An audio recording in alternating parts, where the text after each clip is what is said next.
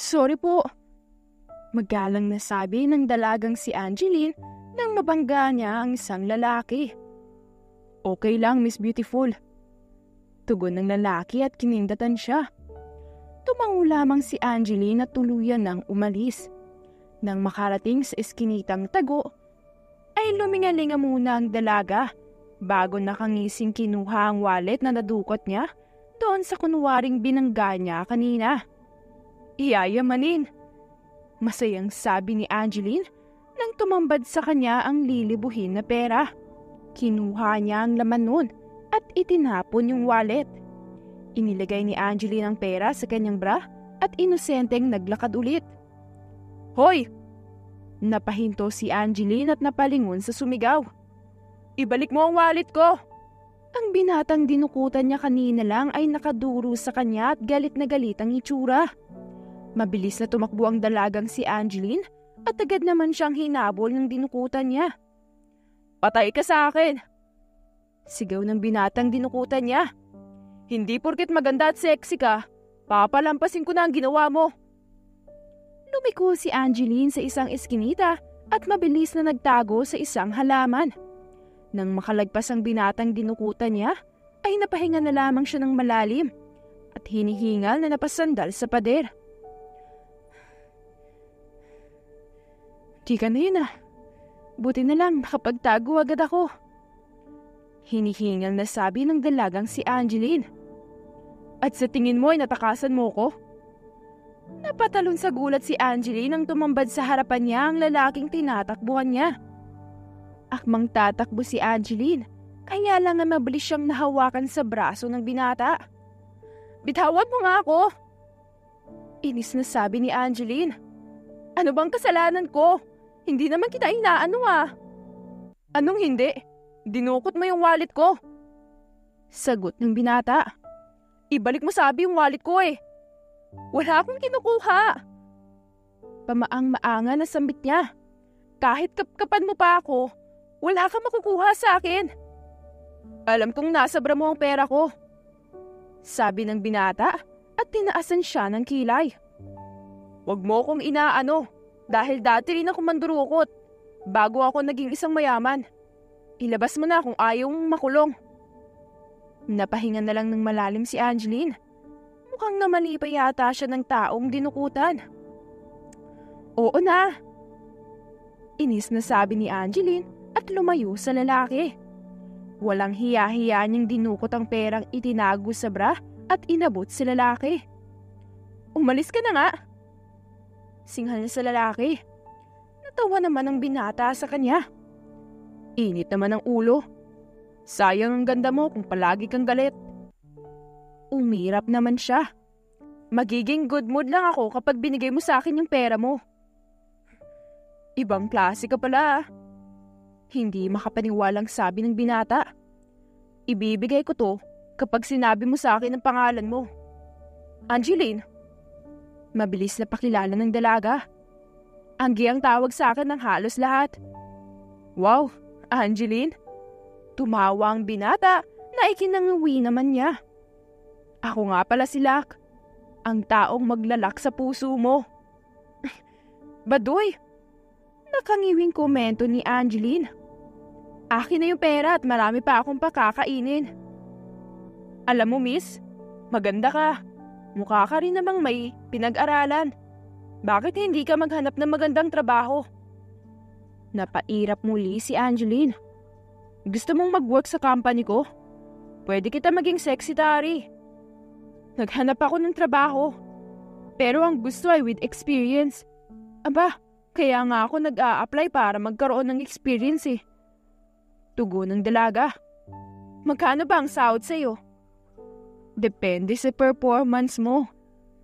Sagot ng binatang silak, kaya sinamaan siya ng tingin ni Angeline. I mean, depende kung masipag ka. Ito naman, masyadong green-minded. Kinuha ni Angeline ang perang nasa kamay ng binata. Anong address ng company mo? Baka puntahan kita bukas. Rodriguez Incorporation. Sagot ni Lak. I'm sure alam mo yun. Oo. Sagot ni Angeline. Sige na, Aalis na ako. Nagsimula nang maglakad paalis si Angeline. Ang binatang silak naman ay sumunod lang din sa kanya. Huwag mo nga akong sundan. Inis na sabi ni Angeline sa binata habang patuloy pa rin siyang naglalakad. Gusto ko lang makipagkilala, lalo na sa sekretarya ko. Sagot ng binata. Hayaan mo na akong sumunod sa'yo. Binigyan naman kita ng pera eh. Huwag kang magsisisi sa pagsunod sa akin ha. Sabi lang ni Angeline. Huminto muna si Angeline para bumili ng pagkain sa isang karinderya. Halos 30 kanin na may ulam ang kanyang binili. Ang dami mo namang pinapakain. Sabi ni Lak at tinulungan siyang magdala. May charity ka ba? Para yan sa mga batang alaga ko. Sagot ni Angeline. Silang naging buhay ko nung napadpad ako sa kali, kaya grabe ko silang alagaan. Wow, hindi na pala tayo mahihirapan kapag nagkaanak tayo. May karanasan ka na mag-alaga ng mga bata eh. Sabi ni Lak. Anong anak ang sinasabi mo dyan? Kilabutan ka nga. Masungit na sabi ni Angeline. Nang makarating sa squatter area kung saan nakatira ang dalaga, ay napalapit na lamang sila kay Angeline. Naiilang siya sa titig ng mga tao sa kanya. Hindi naman kayo cannibal dito ano? Hindi niyo naman ako kakainin, di ba? Nakangusong tanong ng binata. Pinagsasabi mo? Nakangiwing tanong ni Angeline sa binata. Nakita na nilang kasama kita, kaya hindi ka nila gagalawin. Ako ang hari sa lugar na to. Reyna ka. Pagtatama ni Lak sa dalaga na hindi naman pinansin ni Angeline. Ate Angge! Napangiti ang dalagang si Angeline nang salubungin siya ng mga batang inaalagaan niya. Uy, kamusta ang school? Tanong ni Angeline sa mga bata. Very good po kami. Sabay-sabay na sagot ng mga batang ito. Anak ng tokwa, paano mo natatandaan ang pangalan yan? Tanong ni Lak. Halos magkakamukha na sila eh. May mga bilang sila. Sagot ni Angeline. Tinatawag ko sila sa numero nila. Ginawa mong wedding ah. Hindi na pinansin ni Angeline ang binata at sinimulan na lang ang pagbibigay ng pagkain sa mga ito. Ate Angeline, sino po yung kasama nyo? Boyfriend niyo po ba? Tanong ng isang batang babae. Future boyfriend. Sagot ni Lak at ngumisi. Hindi ko yan boyfriend. Napulot ko lang yun sa kalsada. Sagot ni Angeline. Huwag na kayong magtanong pa at kumain na lang. Grabe ka naman sa napulot. Ano ko, tuta? Napanguso ang binatang si Lak. Bad trip ka naman eh. Pasalamat ka at maganda ka. At kung hindi ako maganda, anong gagawin mo sa akin? Masungit na tanong ni Angeline sa binata. Siyempre wala. Sagot ni Lak. By the way, kapag pumunta ka bukas sa office ko, magsisimula ka na agad. Sige. Sagot lamang ng dalagang si Angeline. Pwede ka nang umalis. Wala ka namang gagawin dito eh. Excited ka namang mapalayas ako. Nakangusong sabi ni Lak. Bye na nga. Basta, 8:00 bukas ah. Oo na. Tugon ng dalaga. Ngumiti ang binatang si Lak at kumaway sa mga bata bago siya tuluyang umalis sa lugar na iyon. 12. May trabaho na ako bukas. Ikaw ang bahalang mag-asikaso sa mga kapatid mo ah. Sabi ni Angeline sa pinakamatanda sa mga batang inaalagaan niya. Mag-iiwan din ako sa iyo ng pera para pambaon nyo at pambili ng tanghalian. Isasama ko na rin ang merienda nyo dahil baka gabi na ako makauwi. Opo, Ate Angge. Sagot ng batang babae na si 12. Salamat po ah. Wala yun. Sagot ni Angge. Kumain lang kayo dyan at saglit na magpahinga bago kayo bumalik sa school. Siguraduhin yung titingin muna kayo sa kaliwat kanan bago tumawid ah. Opo, Ate Angge. Sabay-sabay na sagot ng mga bata. Ngumiti siya sa mga ito bago pumasok sa bahay nilang inuupahan. Dahil sa sobrang daming inaalagaan ng dalaga, ay kinailangan nilang magrenta ng bahay. Mahal na mahal ni Angeline ang mga batang kanyang inaalagaan. Dahil ito ang kumukupkup sa kanya noong mga panahong walang-wala rin siya, na para bang isang basurang tinapon ng kanyang pamilya. Ginagawa niya ang lahat upang makabawi sa mga ito, at masaya siya dahil unti-unti siyang nakakabawi kahit pa sa masamang paraan siya kumukuha ng pagkakakitaan. Hinaharang kasi ng pamilya ni Angeline ang bawat company o ng iba pang trabahong kanyang pinapasukan. Ay, nakakapagod. Ibinagsak ni Angeline ang katawan niya sa kanyang higaan. Makatulog na nga lang muna bago maghanap ng susuotin para bukas. Ma'am, bawal nga po kayong pumasok nang walang appointment kay Mr. Rodriguez. Sabi ng guard ng company ni Locke at pilit na hinaharang ng dalagang si Angeline. Ako nga ang bago niyang sekretarya. Pikong sagot ni Angeline. Bakit ba ayaw niyong maniwala? Tawagin niyo kaya yung boss niyo. Ma'am, bawal po talaga. Sabi ng guard. Pasensya na po, miss. Bad trip naman oh. Inis na sabi ni Angeline. Padaanin niyo siya. Napatigil ang lahat at napalingon sa nagsalita. I know her. She's my new secretary. Kanina pa ako dito, ngayon ka lang bumaba. Inis na sabi ni Angeline at diretsong pumasok. Ano bang problema ng mga guard mo? Ang ganda-ganda ko tapos ayaw nila akong papasukin. Hindi sila naniniwala na ako yung bago mong sekretarya. Kahit ako hindi maniniwalang sekretarya kita eh. Tiningnan nila ang dalaga mula ulo hanggang paa. Angeline naman, bakit naman ganyan ang suot mo? Magtatrabaho tayo sa kumpanya. Hindi tayo mandudukot dyan sa tabi-tabi. Salubong ang kilay na pinagmasdan ni Angeline ang sarili mula sa salamin ng elevator. Ha? Ano namang mali sa suot ko? Ripped jeans, sando na itim, pinatungan ko pa ng polo bilang jacket ko. Tiningnan ni Angeline ang lalaki. Ito na ang pinaka-formal na damit na meron ako. Natawa naman si Locke. Ibang klaseng babae ka. Mapagkakamalan kang sanggano dyan sa kanto eh. Huwag mo na lang pansinin. Sagot ni Angeline.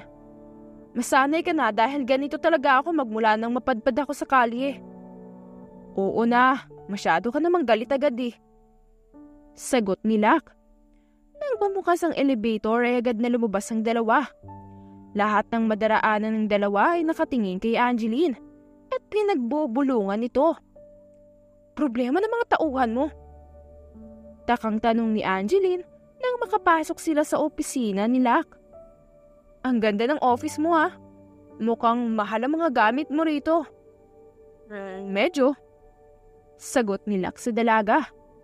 Simulan na natin ang trabaho mo. Pakidala ito sa 3rd floor. Ibigay mo sa team leader nila. Pakikuha na rin ng update sa reports ng team leader ng 3rd floor. Tumango si Angeline at agad na kinuha ang envelope na inabot ng binata. Lumabas si Angeline at sumakay sa elevator. Dumiretso siya sa 3rd floor kagaya ng utos ng lalaki. Sino dito ang team leader? Tanong niya, kaya napunta sa kanya ang atensyon ng lahat. Ako ang bagong sekretarya ni Locke Rodriguez at nandito ako para ibigay itong papeles. Pinakukuha niya rin yung update sa report. Ako ang leader. Napalingon si Angeline sa dalagang nakasalamin na maraming dala at nakataas ang kamay sa kanya. Pwedeng sundan mo na lang ako. Ang dami ko pa kasing ginagawa. Nilapitan ni Angeline ang babae at tinulungan. Isa-isa niyang tiningnan ang mga kasamahan ng dalaga at busy lang ang mga ito sa pagsa-cellphone at pag-aayos ng kuko. Dito lang tayo, sabi ng team leader at naunang maglakad. Agad namang sumunod si Angeline sa dalaga. Huminto sila sa isang cubicle na kalat ang papeles at tambak ang gawain. Ikaw ba talaga ang team leader? Takang tanong ni Angeline sa dalaga. Mukhang ikaw lang ang gumagawa ng mga trabaho sa floor na to ah. Sanay na ako. Halos ilang taon na rin akong ginaganito. Sagot ng team leader. Ito na pala yung reports. Kapag may mali or may ipapabago, ipatawag na lang kamo ako. Sige. Sagot ni Angeline. Huwag mong hayaang ikaw ang kontrolin nila. Ikaw ang team leader. Kaya dapat ikaw ang nasusunod at kinatatakutan nila. Tuluyan nang umalis si Angeline. Nilapag niya ang folder na inabot sa kanya ng team leader sa lamesa ng lalaki. Ang gulo ng third floor mo. Sabi ni Angeline. Minsan, bumisita ka rin sa mga tauhan mo. Siguraduhin mo na maayos sila at walang naaagrabyado. Hindi ka lang boss dito, Lak. Guardian ka nila dito. Ang dami mong alam, ah. Ngumiti si Lak sa dalaga. Pakiramdam ko tuloy, isa kang mayaman dati na matinik pagdating sa business. Sambit ng lalaki. Yung team leader mo sa third floor, masyadong kinakawawa ng mga tauhan mo. Siya lahat ang gumagawa at ilang taon na siyang minamaltrato. Nag-cross arm ang dalagang si Angeline. Hindi mo alam yun, no? Well, hindi naman na nakakagulat. Dahil mukhang mas may pakialam ka lang sa pera kaysa sa mga tauhan mo. Grabe ka naman. Napanguso si Lak. Ang report kasi sa akin ay maayos lang lahat sa kumpanya ko. Simula ngayon, ako na ang mag-i-inspeksyon. Huwag ka nang magalit. Okay. Sagot ng dalagang si Angeline. May ipapagawa ka pa ba sa akin? Hirapan mo naman. Hindi ako sanay nang walang ginagawa. Gumawa ka ng information tungkol sa'yo. Kailangan ko kasi yun. Sagot ni Lak at may itinuro. Ayun yung table mo. Nandun lahat ng kailangan mo at kung may kulang pa, magsabi ka lang sa akin. Okay, salamat. Sabi ni Angeline bago nagtungo sa kanyang table. Nagsimula na siyang gumawa ng tungkol sa kanya. Hindi naman big deal sa kanya kung malaman ni Lak ang tunay niyang pagkatao. Kahit naman ayaw niyang maging parte ng pamilya niya, ay wala siyang ibang magagawa. Angeline, cancel all my schedules for today and tomorrow. Pinaghahandaan ko kasi ang meeting for Ignacio Corporation. Natigilan si Angeline dahil sa sinabi ni Lak. Ignacio Corporation? Tumaas ang isang kilay ni Angeline. Isa ka ba sa investors ng company na yon? Nope, sila ang investors ko. Sagot ni Lak. May problema ba? Dati kasi akong parte ng pamilya nila. Tumayo si Angeline at lumapit kay Lak. Naupo siya sa kaharap nitong upuan at inabot sa binata ang ginagawa niyang information tungkol sa kanya. I'm the eldest son of the Ignacio family. Napaawang ang bibig ni Lak. Anak ng teteng, mas mayaman ka pa pala sa akin? Silang mayaman, hindi ako. Sagot ni Angeline. At saka, wala na akong ugnayan sa pamilyang yun. Wala akong pakialam sa kanila. Mas pinaboran nila ang ampon nila. Aba, dun sila. Kaya pala grabe ang pagiging strikta mo. Sabi ni Lak. Idol na kita.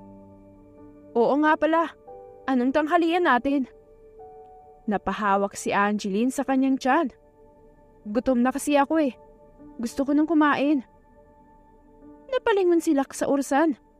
Malapit na magtanghalian. Anong gusto mong kainin? Order akong food natin. Any food. Wag lang yung may mani. Sagot ni Angeline. Tatapusin ko muna ang pag-cancel sa mga schedule mo habang hinihintay natin ang order mo.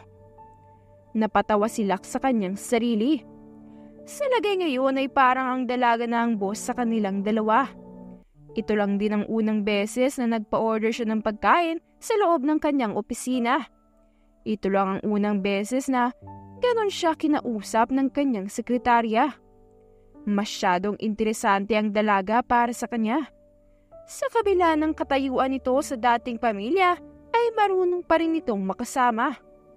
Hinintay ng dalawa ang pagkain hanggang sa dumating ito. Nauna nang tumayo si Angeline at siya na ang naghain ng pagkain nila. Kain na, sabi ni Angeline sa binata at parang lalaki kung umupo habang kumakain. Kapag na-meet ko ang pamilya mo, kasama ka. Sabi ni Lak. Kailangan mong mag-ayos dahil hindi pwedeng ganyan ang itsura mo. Special dinner yon. Anong gusto mong suotin ko? Dress. Napasimangot si Angeline. Wala akong dress. Puro ganito ang damit ko. At saka, hindi ko na kailangan pang mag-ayos kung sila lang makakaharap ko. Basta, mag-ayos ka. Sabi ni Lak sa dalaga. Ako ang boss sa ating dalawa, kaya ako ang masusunod. Huwag kang mag-alala. Wala kang gagastusin sa pagpapaayos. Sagot ko na lahat at hindi ko rin iaawas sa sahod mo. Ilang taon na akong siga. Hindi ko alam kung kaya kong panindigan ng pagsusuot ng dress. Nakangawing sabi ng dalagang si Angeline. Walang sisihan kapag natapilok ako ah. Okay lang yun. I got you. Sabi ni Lak at kumindat pa sa dalaga. Napangiwi na lamang si Angeline at hindi na pinansin ng binata. Nang matapos sila sa pagkain ay iniligpit ni Angeline ang pinagkainan nila bago siya bumalik sa trabaho. Seryoso lamang sa pagtatrabaho ang dalaga at hindi naman siya iniistorbo ni Lak. Nang sumapit ang gabi ay napaunat na lamang si Angeline na tumayo. Uuwi na ako. Sabi ni Angeline sa binata.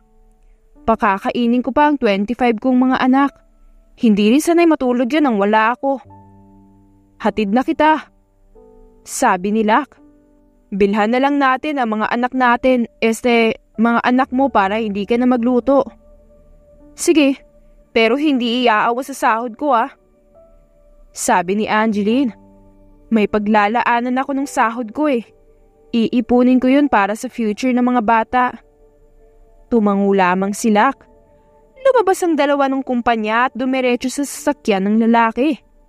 Dumaan muna sila sa Jollibee at binilhan ng pagkain ng 25 na bata. Nang makarating sa squatter area, ay agad na bumaba ang dalawa ng sasakyan. Ang gumalaw ng kotse na yan, tatamaan sa akin. Bantaan ni Angeline sa mga tambay. Dumiretso sila sa bahay nito at agad namang napangiti nang makita sila ng mga bata. Ate Angge! Salubong sa kanila ng mga bata. Pasensya na kung ngayon lang ako. Nakangiting sabi ni Angeline. Bumili kami ng pagkain ni Kuya Lak nyo para sa inyo. Wow! Jollibee! Sabi ng pinakabata sa kanila at pumapalakpak-palakpak pa. Salamat po ah. Huwag kayong mag-aagawan ah. Lahat kayo makakakain. Sabi niya sa mga bata. Dahan-dahan lang din sa pagkain dahil baka mabulunan kayo. Dagdag naman ni Lak. Approve ka na po sa amin bilang boyfriend ni Ate Angge. Sabi ng isang batang lalaki at nag-thumbs up pa. Approve daw ako. Tinungo ni Lak ang balikat ng dalaga. Willing ka bang mag-alaga ng 25 na bata kapag nagkataon? Pakikisakay ni Angeline sa binata. Hindi lang 25 ang aalagaan natin. Magkakaanak pa tayo kaya mukhang madadagdagan ang mga anak natin. Banat nito sa kanya. Napailing lamang si Angeline. Ewan ko sa'yo. Tara na nga. Umalis ka na hanggat maaga pa. At saka baka maging kulang na ang gulong mo doon. Mabuti pa nga. Sagot ni Lak. Nagbilin muna si Angeline sa mga bata bago siya lumabas kasama si Lak. Ganun pa rin bukas ang pasok mo. Sabi ni Lak sa dalaga. Sasabihan ko na rin ang guard tungkol sa'yo. Mabuti yun.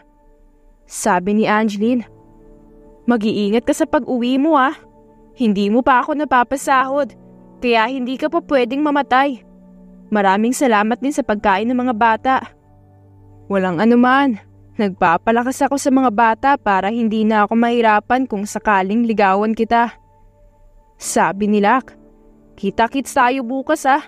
Nasa akin ang number mo. Te-text ako kapag nakauwi na ako. No need, Mr. Rodriguez. Sagot ni Angeline.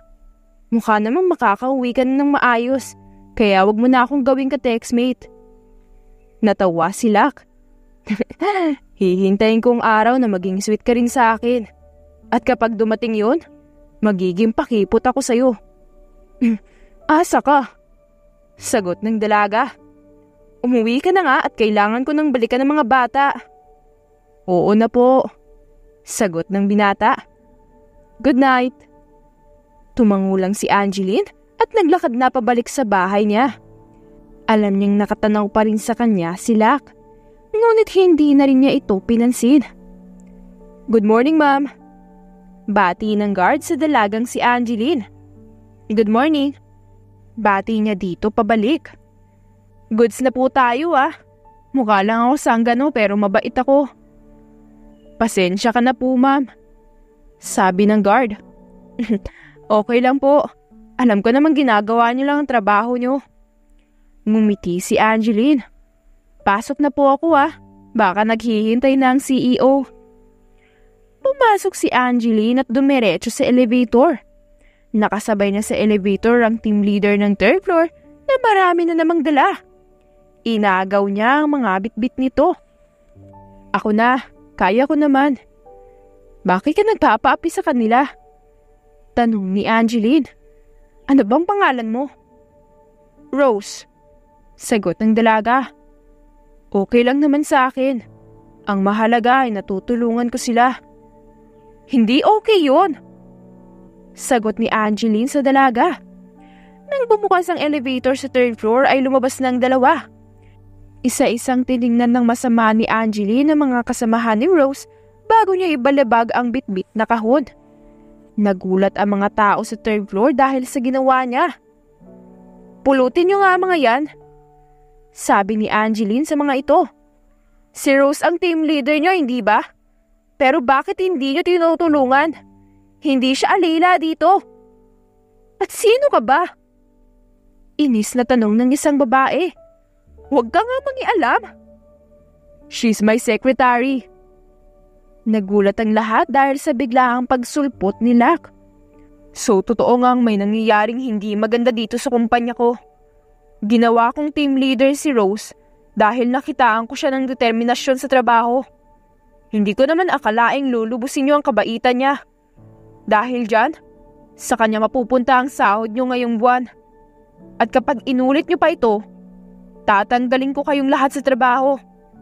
May mga mata rin ako ngayon sa floor na to. Kapag nalaman kong sinaktan o tinakot niyo si Rose, hindi na kayo makakapasok pa sa ibang trabaho. Maliwanag ba? Opo.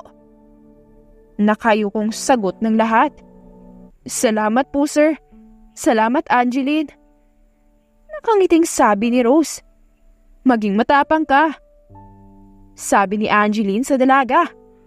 Hindi sa lahat ng oras, puro kahinaan ang papairalin mo. Rose, huwag kang matakot magsumbong sa akin. Sabi ni Lack. Let's go, Angeline. Sumakay na ang dalawa sa elevator at dumiretso sa opisina ni Lack. Masyado mo namang pinainit ang ulo mo kanina. Sabi ni Lack sa dalaga. Kung hindi yata ako dumating doon ay nasapak mo na silang lahat. Nakakapikon eh. Sagot ng dalaga. Mabuti na lang at namulat ka na. Dahil kung hindi, tatamaan talaga sila sa akin. Natawa si Lack. Masyado kang hot. Nagiging hot din ako lalo eh. Ang hangin mo? Nakangiwing sabi ni Angeline sa binata. Magtatrabaho na ako. Magtrabaho ka na lang din at huwag ka nang maging mahangin. Ang hirap mo namang palambutin. Natatawang sabi ng binata. Ano palang gusto mong lunch natin? Kahit ano. Huwag lang yung may peanut. Sagot ng dalaga. Ganito ka rin ba sa dating naging sekretarya mo? Nililibre mo sila ng food? Hindi. Sa'yo lang ako ganito. Sagot ni Lack sa dalaga. Hindi kasi kita matatanggihan eh. Ibang klase ka talagang tao. Oo na. Tanggap ko ng crush mo ko. Sabi ni Angeline sa binata. Hindi na ako magtataka dyan dahil habulin talaga ako ng mga lalaki. Napangiwi si Lack. Mukhang pati ang pagiging mahangin ko ay naa-adapt mo na. Nakakahawa pala ang kahanginan mo, no? Biglaan na lang ako natakot. Pagbibiro ni Angeline sa binata. Virus ba yung kahanginan mo? Baka. Tugon lang ng binata. Natatawang napailing na lamang si Angeline at nag-focus na sa kanyang work. Nang sumapit na ang tanghalian ay sabay ulit silang nananghali ang dalawa. Aalis tayo. Sabi ni Lak, sabay tumayo. May kukunin tayong file sa kumpanya ng parents ko. Bakit kasama pa ako? Takang tanong ni Angeline. Dahil sekretarya kita? Patanong na sagot ni Lak sa dalaga. Kailangan kita doon. Kailangan ko ng tiga-bitbit. Akala ko kasi barkada tayo. Boss nga pala kita. Nakangising sabi ni Angeline at napailing. Tara na, maaga akong mag-out pala bukas dahil ipapasyal ko ang mga bata sa park. Park day kasi namin bukas eh. Kung gusto mo, pagkatapos natin kuhanin ng mga papeles sa kumpanya ng parents ko, pwede tayong pumasyal agad dun kasama ang mga bata. Sabi ni Lak sa dalaga. Nag-cancel na naman ako ng mga appointments ko eh. Wala namang masama kung family day muna. Sigurado ka ba? Paninigurado ng dalaga. Magastos sa mga bata. Siguradong butas ang bulsa mo. As if naman na mauubusan ako ng pera. Mahanging sabi ni Lak. Sagot ko kayo. Masyado ka nang mabait sa amin. Hindi ko alam kung anong gagawin kong pambawi sa'yo. Sabi ni Angeline sa binata. Kung katawan ko ang gusto mong kapalit, saksakan na lang tayo. Hoy, grabe ka naman sa akin. Napanguso si Lak. Minsan na nga lang ako maging mabuting tao pagkakamalan mo pa akong ganyan. Malay ko ba? Nagkibit balikat ang dalaga. Nang makarating sa parking ay agad na sumakay ang dalawa sa kotse ni Lak. Kapag naging hyper si Mommy, huwag mong papansinin sabi ni Lak at napakamot sa kanyang batok. Ma-issue kasi si Mommy ko. First time ko lang din magsama ng babae sa kumpanya nila. Kaya siguradong iisipin na girlfriend kita. Sanay na ako sa ganyan.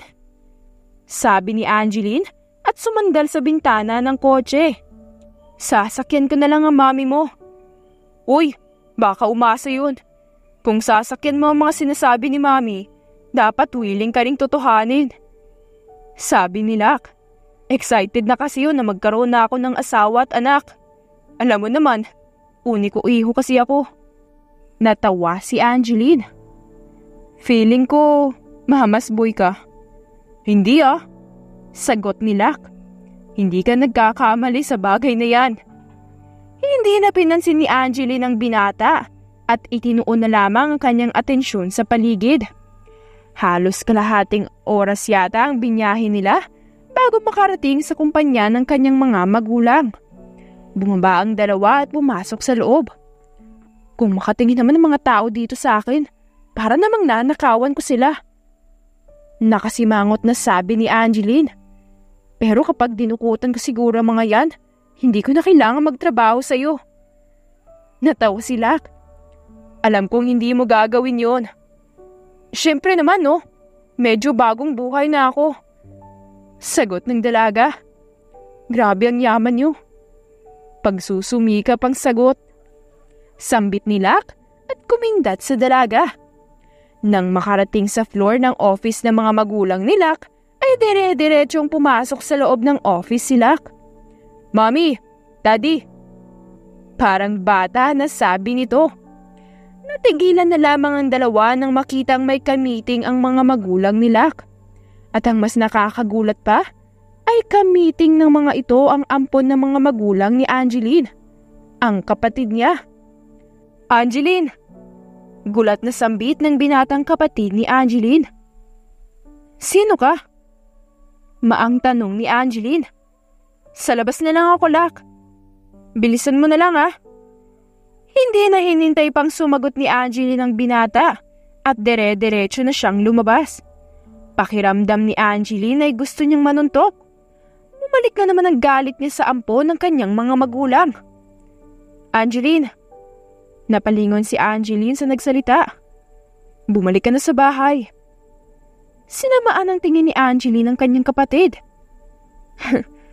Pinalayas niyo ko, tapos pababalikin niyo ko. Kasalanan mo ang lahat eh. Masaya kami, pero nagbago ang pakikitungo nila sa akin nang dumating ka sa buhay namin. Angeline, I'm sorry. Sagot ng kapatid niya. Hindi ko naman ginusto ang nangyari eh. Umalis ka na lang. Hindi ko na kayo kailangan sa buhay ko. Malamig na sabi ng dalaga. Kaya ko na ang sarili ko. Angeline, alis na. Singhal niya sa kapatid. Sana mapatawad mo kami. Kapag okay na, umuwi ka na ha. Hinihintay ka na ng mga magulang natin. Sabi ng kapatid niya. Isang ngiti ang binitawan ng binata sa kanya bago ito tuluyang umalis. Napahinga na lamang ng malalim si Angeline at napasandal sa pader. Ayos ka lang? Tanong ng kadarating lang na silak. Oo.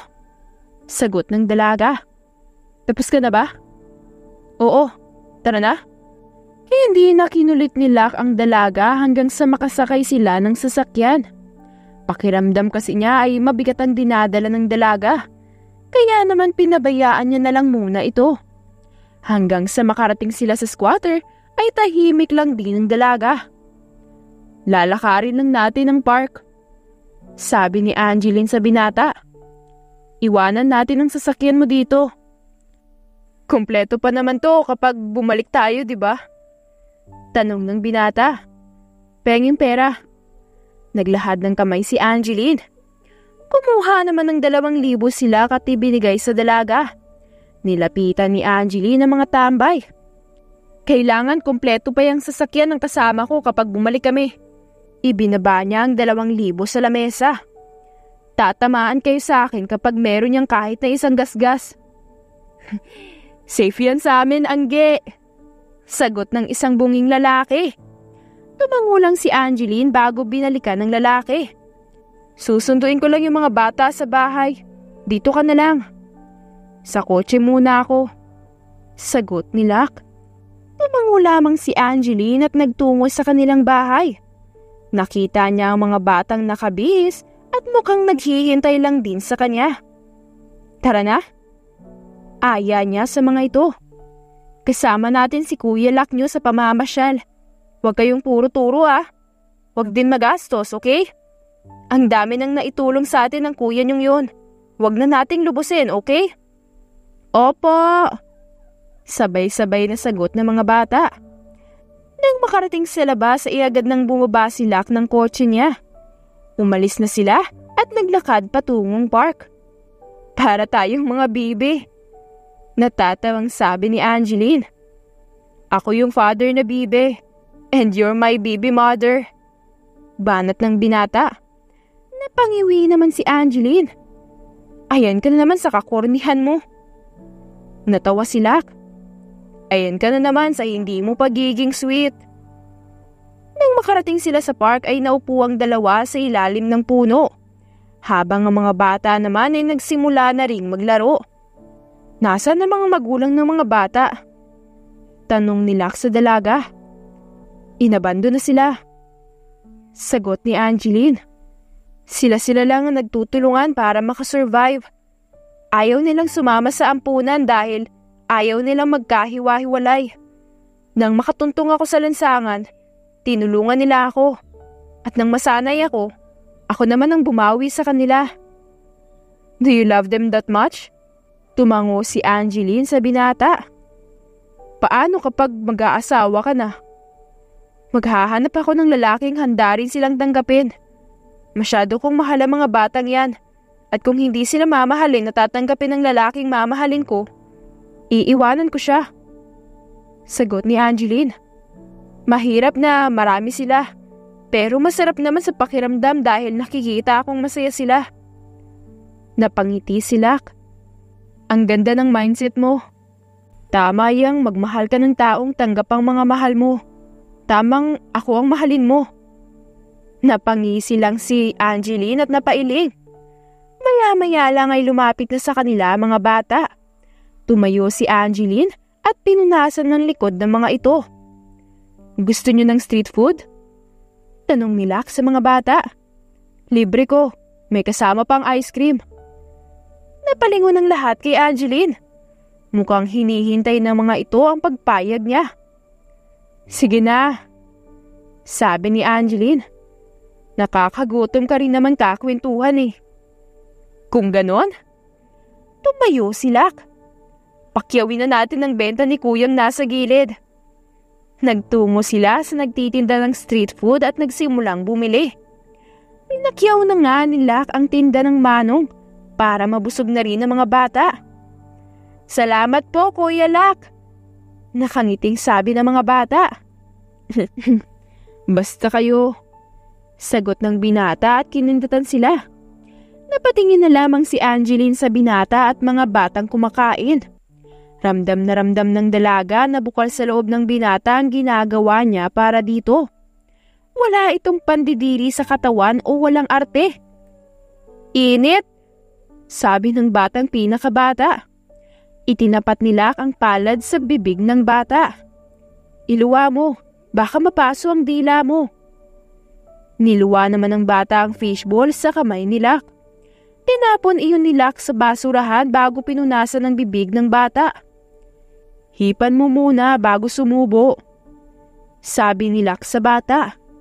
Itong akin na lang kainin mo, malamig na ito. Thank you po, sagot ng bata. Ngumiti lang si Lak bago lingunin ng dalagang nakatitig sa kanya. Uy, in love ka na sa akin oh. Grabe ka naman. Ang hangin mo. Natatawang sabi ni Angeline sa binata. Wala ka namang ibang gagawin, di ba? Pwede mo naman kaming iwan dito. Hahatid ko na kayo bago ako umuwi, sagot ni Lak. Kailangang safe kayo. Ang lakas mong magpapogi points. Natatawang sabi ni Angeline. Bahala ka. Marami kang pakakainin kapag nagkataon. Okay lang yun, sagot ni Lak. Carry ko yun eh. Napailing na lang ang dalaga at ipinagpatuloy ang kanyang pagkain. Ang agaw mo naman. Inaantok na sabi ni Angeline sa binata. Gusto mo ng kape?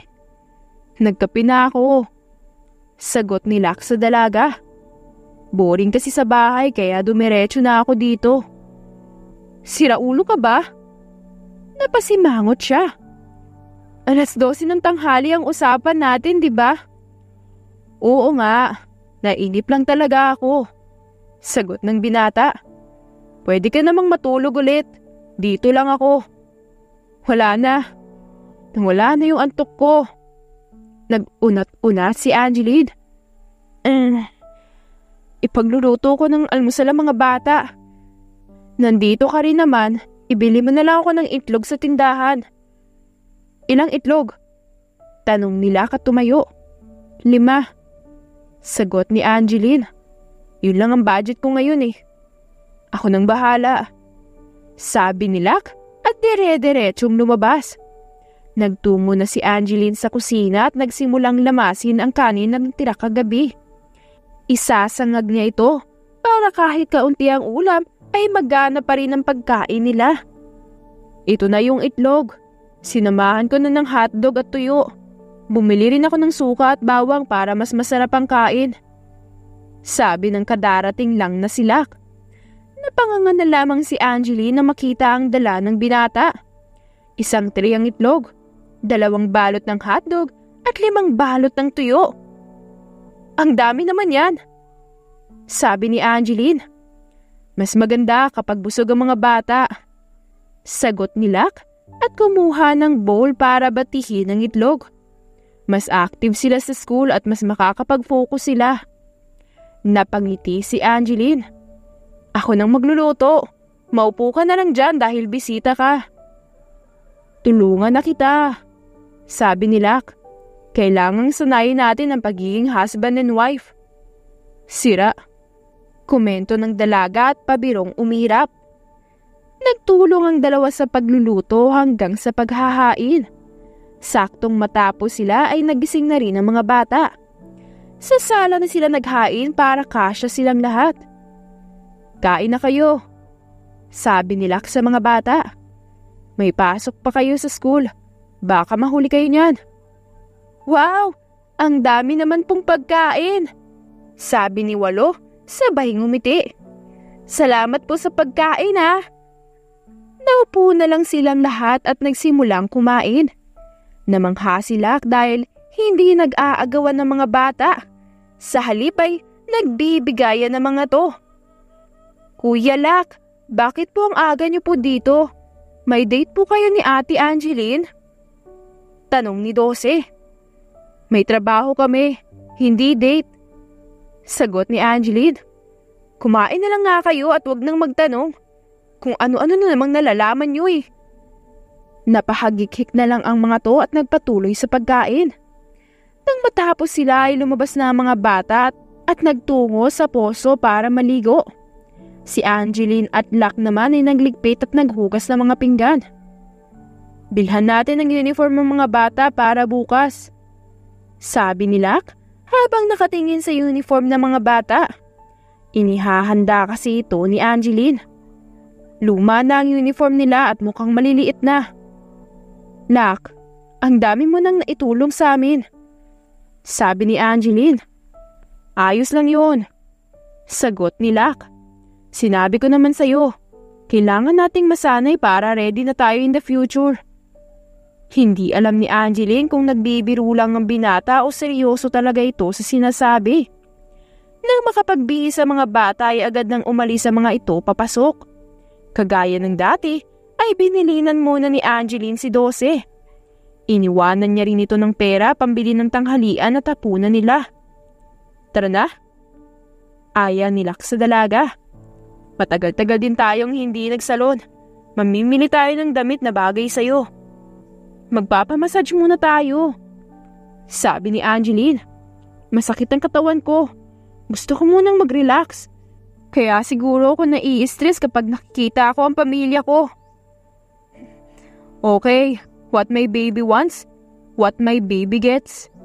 Nakangising sabi ni Lak. Lumabas ang dalawa ng bahay at dumiretso sa kotse niya. Nag-drive patungong mall si Lak at nang makarating sila ay agad silang bumaba at pumasok sa loob. Miss, gawin niyo na ang lahat para maging relax ng kasama ko. Sabi ni Lak sa staff. Mukha lang yan nananakit pero mabait yan. Yes sir, sagot ng staff. Ma'am, dito po tayo. Diyan ka na muna, may bibilhin lang ako. Sabi ni Lak sa dalaga. Behave ka lang dyan ah. Alam ko. Sagot ng dalaga at naupo sa massage chair. Sige na, kaya ko na ang sarili ko. Tumango lang si Lak bago umalis. Nagparelax naman si Angeline sa massage chair habang nililinisan din ng staff ang kuko ng dalaga. Ginagawan na din niya ang kanyang face massage. Saktong matapos si Angeline ay dumating si Lak. Ngumiti ang binata nang makita siya. Mas lalo tuloy kitang naging crush. Sabi ni Lak. Mas lalo kang naging blooming. Tigilan mo nga ako. Sagot ni Angeline sa binata. Ano nang susunod? Salon. Sagot ni Lak. Tara na. Nagtungo ang dalawa sa salon. Agad din nasikaso ng mga staff ang dalagang si Angeline nang makapasok sila sa loob. Kumain ka muna habang naghihintay kung maaayos ang buhok mo. Sabi ni Lak at inabutan ng pagkain ng dalaga. Salamat. Sabi nito at nagsimulang kumain. Nagpagupit din si Lak para maging presentable siya mamaya. Halos 7:00 na ng gabi bago matapos ayusan si Angeline. Wala na, hulog na ako. Sabi ni Lak nang makita ang dalaga. Kinulot nito ang mahabang buhok. Nakasuot ito ng off-shoulder red dress na above the knee. Nakasuot din ito ng 12 inches heels. May earrings din ang dalaga na bumagis sa kanya. At ang makeup nito ay mataray na nagpatingkad lalo ng ganda niya. Tumigil ka nga. Pabirong inirapan ni Angeline ang binata. Tara na, at baka nandoon na yung mga kamiting mo. Let model the new version of Angeline to them. Sabi ni Lak at at hinawakan ng kamay ng dalaga. Ang maganda kong dilag na tigasin. Umalis ang dalawa at nagtungo sa kotse ni Locke. Hindi maipaliwanag ni Angeline ang kanyang nararamdaman ngayon. Kinakabahan siya. Ayos ka lang? Tanong ni Locke sa dalaga. Angeline, bulalas ng kanyang ama at ina. Good evening, Mr. and Mrs. Ignacio. Formal na sabi ni Locke. This is my secretary, Angeline. Have a seat. Formal na sabi ng ama ni Angeline. Naupo naman ang dalawa. Pasimpleng nilingon ni Locke ang dalaga para siguraduhing ayos lamang ito. Let's eat while we're talking about the partnership. Sabi ng kapatid ni Angeline. Nagsimulang kumain ng lahat. Tahimik lamang si Angeline at pinakikiramdaman ng paligid. How are you, Angeline? Tanong ng ama nito sa kanya. We've been waiting for you for so long. Sambit ng kanyang ama. I'm not the business here, Mr. Ignacio. Formal na sabi ni Angeline. Let's talk about the work, not the personal matters. Angeline, alam mo ba? Lagi kaming naghihintay ng daddy mo sa'yo. Sabi ng ina ni Angeline. Angeline, pinalayas ka namin dahil sa daming death threats na natatanggap namin. Sobrang mahal ka namin, Angeline. Kaya mas pinili naming magalit ka sa amin para lang maligtas ka. Angeline, sana mapatawad mo kami. Bahagyang nabigla si Angeline sa isiniwalat ng kanyang ina, pero hindi pa rin siya nagpahalata sa mga ito. Can we please talk about the business only? Sabat ni Locke at hinawakan ng kamay ng dalaga. She's my secretary at ayokong maging uncomfortable siya. Sorry, Mr. Rodriguez. Sabi ng ama nito. Nagsimula na silang mag-usap tungkol sa business. Si Locke naman ay hawak lamang ang kamay ng dalaga para iparamdam dito na hindi na ito iiwanan. I'm looking forward for our future project. Nakangiting sabi ni Locke. Siguradong magiging successful yon dahil na rin sa kagalingan niyo pagdating sa business. You're good in business too, Mr. Rodriguez. Sabi ng kapatid ni Angeline. Paano? Aalis na po kami. Tumayo si Locke. May inaasikaso pa po kasi itong sekretarya ko eh. Bumitaw si Angeline sa kamay ni Locke. Dahan-dahan itong naglakad palapit sa mga magulang at mahigpit itong niyakap. Galit siya sa mga ito. Pero ngayong nalinawan siya, ay unti-unti iyong napawi at napalitan ng pangungulila. Sana sinabi niyo po para hindi na ako nagalit. Umiiyak na sabi ni Angeline. Kung alam ko lang po ang nangyayari, hindi ko po kayo isusumpa dahil sa galit. Sorry po. Naiyak din ang mga magulang ng dalaga, pati na rin ang kanyang kapatid. Naiintindihan ka namin, Angeline. Hindi namin sinabi sa iyo dahil alam namin na magiging aksyon mo. Sabi ng ina niya. Masaya akong kasama ka na namin. Matyagang hinintay nila kang dalagang nakikipagbanding sa kanyang pamilya. Napangiti na lamang siya nang masilayan ng makulay ng ngiti ng dalaga. Gusto kong tabi tayong matulog, anak. Parang bata na saad ng ina ni Angeline. Mami, gustuhin ko man pong makatabi kayo ni Daddy. Pero may kailangan po akong uwian. May 25 po akong chikiting na inaalagaan at minamahal. Sabi ni Angeline sa mga magulang. You mean, may anak ka na? Gulat na tanong ng kanyang ina. At 25 pa? Mom, ang ibig niyang sabihin, tinuturing niyang mga anak. Anong tingin mo kay Angeline? Baboy? Paglilinaw ng kapatid ni Angeline sa ina nila. Kalmahan mo, Mami. Iwasan mo rin ang pagdakape. Okay lang naman sa akin kung may apo na ako. Sabi ng ina ni Angeline. Nasa hustong gulang naman na ang unika iha ko. At mukhang mabait naman si Mr. Rodriguez. Mabait po talaga ako. Sabi ng binata at ngumisi ng malaki. At bakit naman po nasama si Locke? Takang tanong ni Angeline. Mami, wala po kaming relasyon. Wala pa po sa ngayon. Sabat muli ng binata. Malay nyo, ako na po yung soon na magiging son-in-law nyo. Pag-uusapan natin yan. Sabi ng ama ni Angeline. Sige na, tumuloy na kayo. Anong oras na at baka mas lalo kayong gabihin sa daan. Mr. Rodriguez, sa bahay mo ihahatid ang kapatid ko Sabi ng kapatid ni Angeline. Sinasabi ko sa'yo, magre-wrestling ulit tayo. Sige sir. Sumaludo si Locke sa pamilya ng dalaga.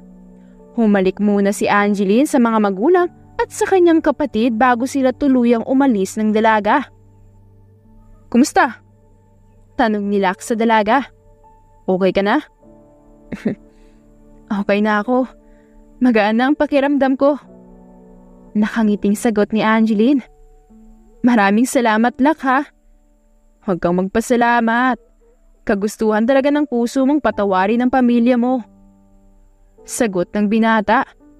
Masaya akong masaya ka. Nang makarating sa squatter area ay huminto ang sasakyan. Hindi na pinababa ni Angeline ang binata. Salamat sa lahat, Locke. Nakangiting sabi ng dalaga. Mag-iingat ka sa pag-uwi mo Dumukwang si Angeline at hinawakan ng binata sa labi. Napatulala naman si Locke na ikinatawa ni Angeline. Good night. Nakangiting sabi ni Angeline at bumaba. Nang makabawi ang binata ay napahalakhak siya ng malakas. Nahampas niya ang manibela dahil sa sobrang kilig. Ang lakas ng tibok ng kanyang puso. Pakiramdam niya ay matatanggal ito dahil sa sobrang saya. Wow! Ang ganda po ng house niyo! Nakangiting sabi ni Trece habang inililibot ang paningin sa garden ng bahay nila Angeline. Ate Angeline, babalik ka na po sa pamilya mo? Tanong ni Dose. Paano na po kami? Iiwan mo na po ba kami? Napatigil ang lahat ng mga bata at napalingon sa kanya. Ano ba kayo? Kasama ko kayo hanggang sa pagtanda ko. Nakangiting sabi ni Angeline. Kung nasaan si Ate Angeline nyo, nandun din kayo. Napatalo naman sa tuwa ang mga bata bago siya niyakap. Napangiti na lamang si Angeline at tinugunan ng yakap ng mga bata. Diyos mio, ang dami mo naman palang mga anak. Napalingon silang lahat sa nagsalita. Aba, ang kukyut naman pala ng mga batang ito. Mami! Patakbong nilapitan ni Angeline ang ina at sinalubong ng yakap. Namiss kita, iha. Sabi ng ina nito sa kanya. Anak, mabuti at nakaya mong alagaan ng ganyang karaming bata. Siyempre naman po. Strong kaya ako, parang ikaw. Sagot ni Angeline at nilingon ang mga alaga. Tara dito mga bata, mag-bless kayo sa lola nyo. Lumapit naman ang mga ito sa kanila at nag-bless sa ina ni Angeline. Nagluto ako ng cookies at brownies. Sabi ng ina ni Angeline sa mga bata. Pumasok tayo sa loob para makakain na kayo. Pumasok sila sa loob. Naiwan naman si Angeline sa garden dahil may isang lalaking dumating. Anong ginagawa mo dito? Tanong ni Angeline kay Locke. Nag-resign na ako, di ba? Dinadalaw kita. Sagot ni Locke na may dalang 5 box ng donut. Pati na rin ang mga bata. Luging-lugi ka na niyan dahil sa kakaspoil mo sa amin. Sabi ni Angeline. Pasok tayo sa loob. Nandun ang mga bata at kinagigiliwan nila. Pumasok ang dalawa sa loob. Napangiti na lang si Angeline na makitang masayang-masaya ang pamilya niya habang kausap ang mga bata. Mga bata, may dagdag foods kayo. Dala ni Kuya Locke nyo. Sabi ni Angeline sa mga bata. Agad namang binati at kinawayan ng mga bata ang binata. Lumapit ito sa mga bata at inabutan din ang dala niyang donut. Napadalaw ka yata? Tanong ng ama ni Angeline sa binata. May business pa ba tayong hindi na pag-uusapan? We can discuss it now. Naka-leave naman ako eh. Ah, hindi po sir. Sagot ni Lak. Dumalaw lang po ko para kay Angeline at sa mga bata. Kung ganun, personal ang pinunta mo dito. Tumayo ang ama ni Lak. Halika, sumunod ka sa akin at may pag-uusapan tayo. Noted po. Magalang na sabi ni Lak. Anggi, sundan ko lang si daddy natin ah. Mukhang pag-uusapan naming dalawa ang future natin. Sira ka talaga. Natatawang sabi ni Angeline. Sige na, sundan mo na doon si daddy. Kumintat muna si Lak sa dalaga bago niya sundan ang ama nito. Nakipag-bonding naman si Angeline sa kanyang ina, kasama na rin ang mga bata. Matatalino ang mga yan, mami. Pagmamalaking saan ni Angeline. Ako ang nag-tutor ng mga yan. Masisipag din ang mga yan at magagalang. Tama po si Ate Angeline. Nakangiting sabi ni Dose. Sa kanya po kami natuto ng mag-aral. Mga aral na hindi naturo sa amin ng mga magulang na umabando sa amin. I'm so proud of you, my baby girl. Emosyonal na sabi ng ina ni Angeline sa kanya. Masaya akong pinili mo pa rin maging mabuting tao. Kahit na puno ka na ng galit dahil sa amin. Ma'am, ganun ang tinuro niyo sa akin ni Daddy. Sagot ni Angeline. Kalimutan na natin yun. Dahil siguradong mag-iiyakan lang tayo dito. Kapag umiyak ako, iiyak din ang mga bata. Marami tayong patatahanin kapag nagkataon. Natawa ang ina ni Angeline. Tama ka dyan, anak. Nilibang ng dalawa ang mga bata. Tuwang-tuwa si Angeline dahil halatang aliw na aliw ang kanyang ina sa kanyang mga alagang bata. Tingnan ko lang sila, Daddy. Paalam ni Angeline at tumayo. Lumabas siya ng bahay at hinanap ang ama. Nandoon din ang kuya niya na mukhang nakikichismis. Daddy! Lumapit si Angeline sa ama. Ano pong pinag-uusapan niyo? Ikaw ang pinag-uusapan nila. Ang kapatid ni Angeline ang sumagot. Pinagkakasundo ka na ni Daddy kay Lak. Sabi ko nga, wag eh. Manahimik ka nga, Jello. Sita ng ama ni Angeline sa kanyang kapatid. Ang kulit-kulit mo eh. Napanguso lang ang kapatid ni Angeline bago mag-focus sa kanyang pagkain. Lak, wala ka bang gagawin? Di ba busy ka? Tanong ni Angeline sa binata. Ito naman, hindi talaga marunong maging sweet. Nakangusong sabi ni Lak. Parang hindi ako kinis eh. Mahinang hinampas ni Angeline si Lak. Huwag ka nga maingay. Sorry na po. Malambing na sabi ni Lak. Hindi pa man din kayo, pero under ka na. Ibang klase. Napailing ang kapatid ni Angeline. Nai-imagine ko na ang kahaharapin mong buhay kapag mag-asawa na kayo ni Angeline. Magiging tigasin ka ng taon. Tigasaing, tigalaba, tigapunas, tigahugas. Kung makapagsalita ka parang hindi ka under ni Joanna. Sabi ng ama ni Angeline sa binata. Hindi ba't tigasin ka rin sa kanya? Daddy, mana lang ako sa'yo. Tigasin ka rin naman kay Mami ah. Nakangising sabi ni Jello. Minsan nga po pinaluluhod ka ni Mami sa asin eh. Sige, tatawagan ko rin ang nobya mo at uutusan ko siyang paluhurin ka rin sa asin. Sabi ng ama ni Angeline at tumayo. Akala mo makakatakas ka ah. Umalis na ang ama ni Angeline.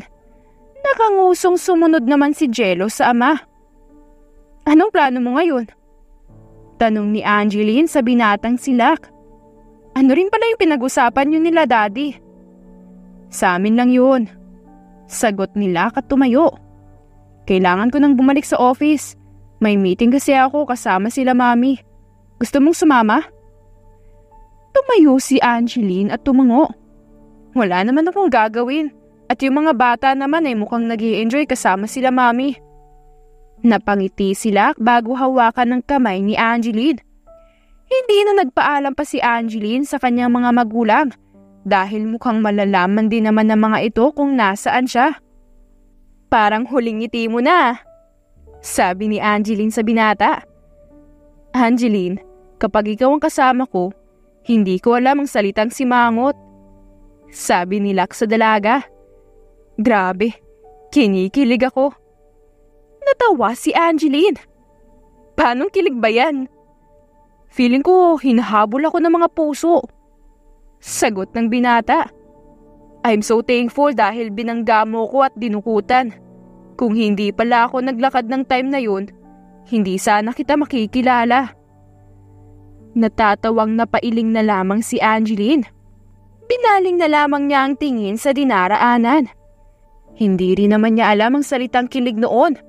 Pero nang makilala niya ang lalaki ay nagbago rin ang lahat. Saan tayo ngayon? Tanong ni Angeline sa binatang si Lak. Buti rin pala at napapayag mo sila, Daddy. Nadaan sa pang-uuto. Sagot ni Lak. Saan mo gustong itour?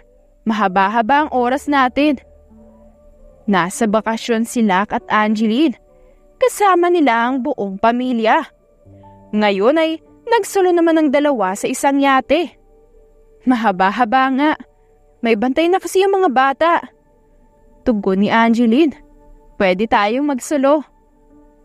Ngumiti si Lak bago yakapin ang bewang ng dalaga. Ngumiti rin si Angeline at sumandal sa balikat nito. Ano kayang reaction nila, Daddy, kapag nalaman nila magpapakasal na tayo next week? Natatawang tanong ni Angeline. Sobrang confused nila, Daddy. Nagtataka sila kung bakit sobrang busy ko at kung bakit ko tinatanong ang size ng damit nila.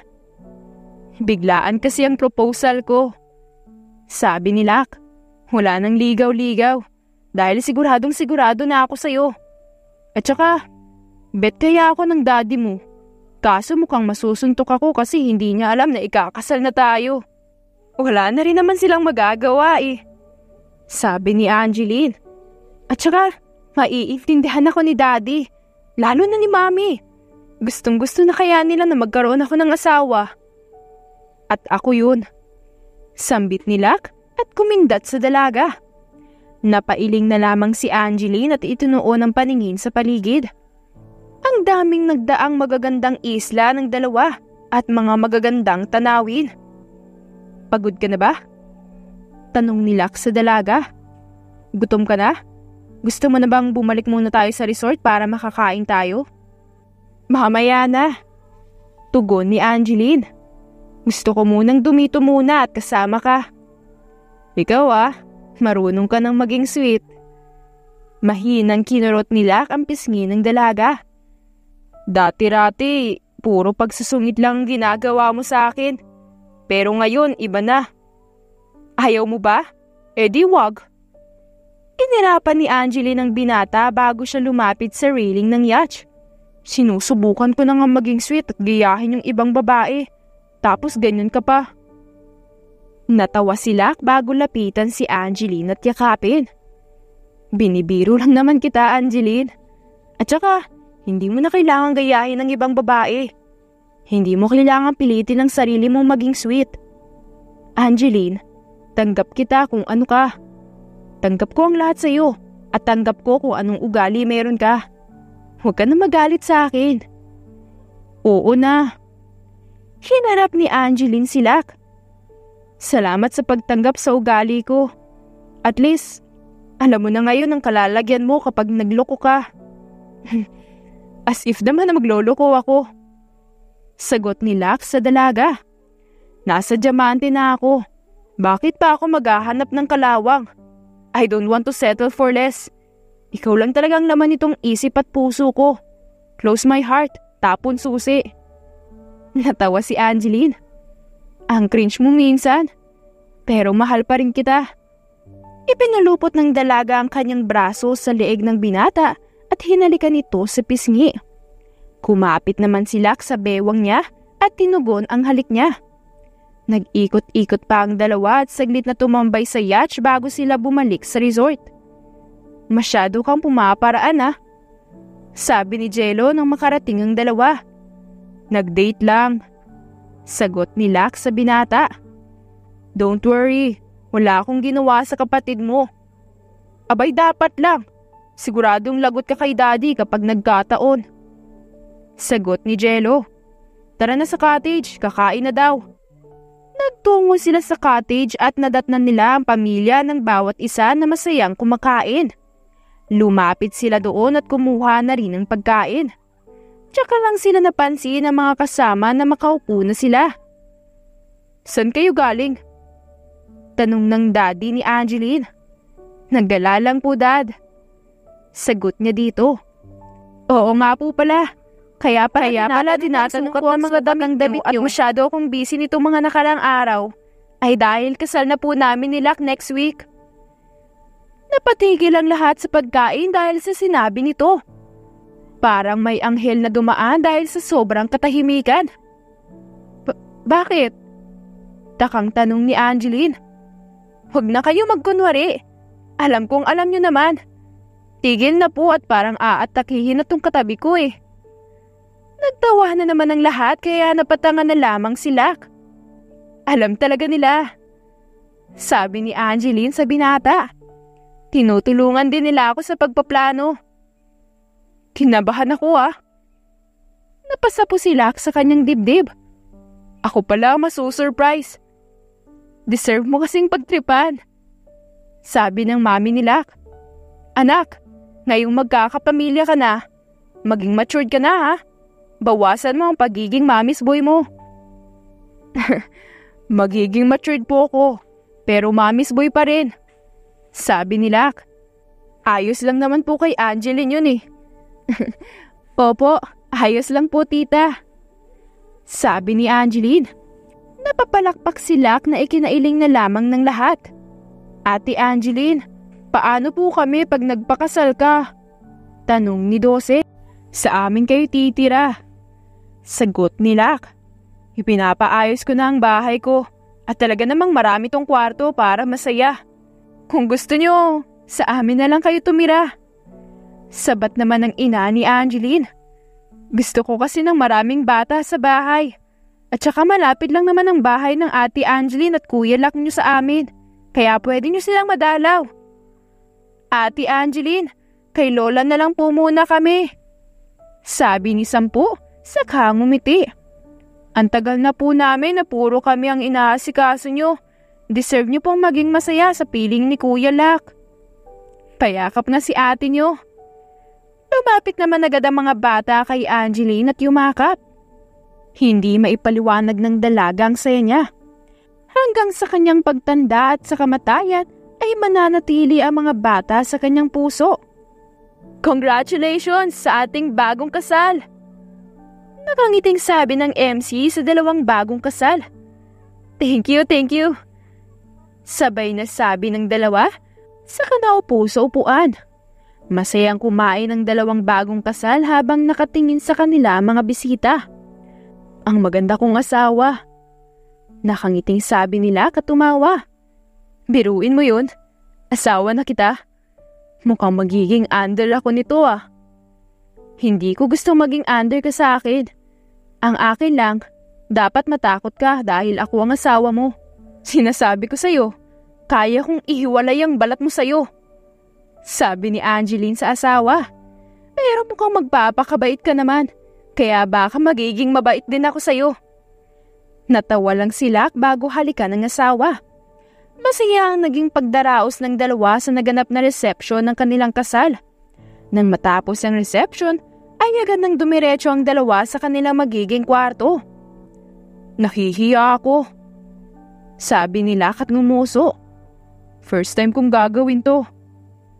Natawa si Angeline. First time ko lang din gagawin to, no? Just show me your best performance, asawa ko. Parang tongo naman. Napangiwi na lamang si Angeline dahil sa sinabi at ginawa ng kanyang asawa. Noong gabing niyon ay masayang ibinigay at buong puso na ibinigay ni Angeline ang kanyang sarili sa binatang nag-iisa niyang minamahal. 3 years passed. Mahal, feeling ko nirarayuman na ako. Nakangusong sabi ni Lak sa kanyang asawa. Ang sakit ng likod ko, sakit ng ulo ko. Sex bomb, sex bomb. Natatawang pagkanta nito. Natawa tuloy si Angeline.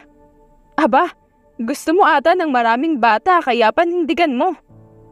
Daddy, gusto kong makaakyat ng puno. Nakangusong sabi ng isang chubby na batang lalaki. Daddy, akyat tayong puno.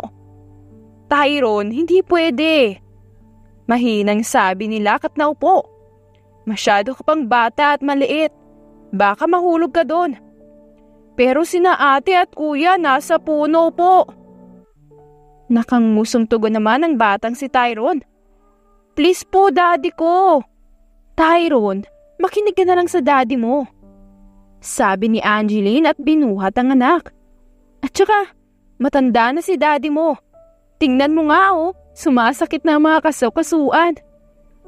Tumango na lamang si Tyrone at bumaba mula sa pagkakakarga ng ina. Nilapitan nito ang ama at minasahe. Mami, bakit po ang dami kong kapatid? Tanong ni Tyrone. Sabi po ng mga classmates ko, hindi ko sila kamukha kasi ampun lang sila. Oo, ampun sila. Pero hindi ibig sabihin na hindi mo na sila kapatid. Sagot ni Angeline sa anak. Pwede mong maging kapatid ang isang tao kahit hindi mo sila tunay na kapatid. Maliwanag ba? Opo. Sabi ni Tyrone at ngumiti. Love ko po ang mga ate at kuya ko Kapag nasasabi ako ng mga classmate ko ampun sila, sinisigawan ko po sila. Suntukin mo anak. Biro ni Locke, kaya mahina siyang kinurot ni Angeline sa hita. Joke lang po, mahal ko. Napailing na lamang si Angeline sa asawa. Bumaling siya muli sa kanyang anak. Anak, manununtok ka lang kapag sila ang nauna. Maliwanag ba? Sambit ni Angeline sa anak. Hayaan mo silang unang manakit. At pag hindi pa tumigil, saka ka gumanti. Mahal, ako nagbibiro lang. Ikaw mukhang tinototoo mo Sambit ng asawa niya. Gusto mo yata maging suki tayo ng guidance niyan Ayos naman yun, kaysa naman sa ibuli ang anak natin. Sagot ni Angeline sa asawa. Sige na Tyrone, pumunta ka na dun sa ate at kuya mo. Ihahanda namin ng daddy mo ang mga food. Okay po. Humalik muna ang batang si Tyrone sa mga magulang bago ito tumakbo patungo sa kanyang mga kapatid. Ihahanda na namin ng mag-asawa ang kanilang picnic lunch. Masyado kasing naging busy ang mag-asawa sa trabaho, kaya bumabawi sila sa mga bata ng 1 linggong bakasyon. Napili nga ng mag-asawa na magbakasyon na lang sa hasyenda na pagmamay-ari ng pinsan ni Locke. Mahal, lumalaki na si Tyrone. Parang masarap sundan. Nakangiting sabi ni Locke sa asawa. Tumaas ang kilay ni Angeline sa asawa at napahimas sa tiyan niyang 4 na buwan. Hindi pa nga lumalabas itong pangalawa nating anak, humihiling ka na naman dyan. Nakasimangot na sabi ni Angeline. Kung gusto mong masundan itong lalabas ko, ikaw na ang magbuntis. Natawa si Locke bago haplusin ang tiyan ng asawa. Baby, umiinit na naman ang ulo ng mami mo. Tawagin mo na nga lang ang mga bata. Sabi ni Angeline sa asawa. Tinawag naman ni Locke ang mga bata. Nang makarating sila naupo na nga sila at nagsimulang kumain. Ang saya ng family natin po. Sabi ni Tyrone at malaking ngumiti. Marami ako mga kapatid, pero ayos lang po sa akin kasi hindi ako napapabayaan nila mami ko. Tapos ayos po sa akin na maraming kapatid kasi kapag may mga nang-aaway sa akin, maraming susugod. I love my family so much. Mahal na mahal ka rin namin, Tyrone, kahit na maubod ka ng kulit. Sabi ni Dose, bawasan mo na ang pagiging pasaway mo dahil magiging kuya ka na rin. Ilang buwan na lang at lalabas na ang bunsong kapatid natin. Super excited ko nga po Sagot ni Tyrone. Palagi ko pong babantayan ang bunso natin. Napangiti na lamang si Angeline. O siya, kumain pa kayo. Kailangang malusog kayo. Nagpatuloy sila sa pagkain at nang matapos sila ay ang mga bata ang nagligpit. Naupo sila sa ilalim ng puno at nahiga sa kumot na nilatag ni Locke. Next vacation natin ay out of the country na. Sabi ni Lak. Malapit nang dumating ang mga passport nyo. Yay! Masayang sabi ng mga bata. Super swerte po namin sa inyo. Sabi ni Uno. Salamat po sa pagkupkup sa amin at sa pagpapadama sa amin kung paano magkaroon ng pamilya. Kung paano magkaroon ng mommy at daddy. Salamat din dahil hindi kayo pasaway at palagi kayo nakikinig sa amin. Sabi ni Angeline sa mga bata. Palagi namin kayong mahal at hindi magbabago yun. Mahal din po namin kayo. Sabi ng mga bata. Hindi man gaanong maganda ang naging buhay ni Angeline nung una, ngunit nagpapasalamat pa rin siya. Dahil sa pagsubok na dumaan sa kanya ay nakamit niya ang sayang pinapangarap niya. Nagkaroon siya ng malaki at napakasayang pamilya. Ito ang pamilyang hindi niya ipagpapalit sa kahit na anong bagay. At dyan na po nagtatapos ang ating kwentong pinamagatang The Billionaire and the Mandurukot. Kung nagustuhan mo ang kwentong to, please don't forget to like, comment, share, and subscribe for more wonderful stories. Hanggang sa muli! Maraming salamat!